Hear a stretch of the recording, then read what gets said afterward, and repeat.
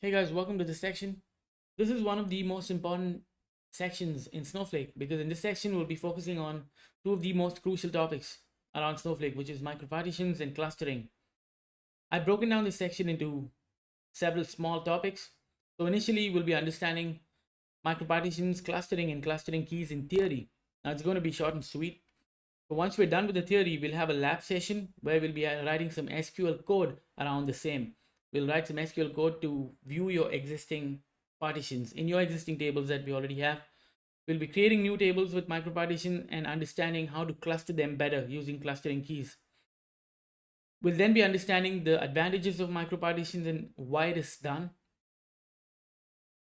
Once we're through with that, we're understanding the concept of clustering depth and clustering overlap.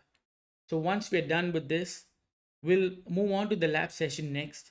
To further optimize your tables using the clustering depth and overlap, we'll understand how to interpret some values when it comes to better optimization of your huge data sets or even SQL query performance. Next up, we'll be understanding how to profile your query, how to interpret certain values when it comes to execution of your SQL query. We'll also be looking at some other optimization features that Snowflake already provides us with as an inbuilt feature.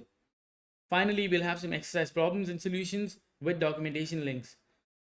So the takeaway, or at the end of this section, you will be able to understand how the data is stored in large tables.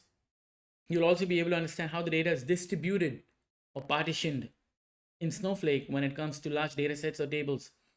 You'll be able to identify the bottleneck when it comes to slow running queries and improve the performance of your SQL statements.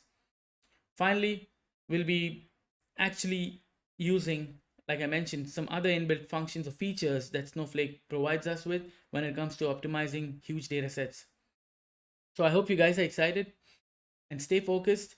I'll see you guys in the next video. Thanks for watching.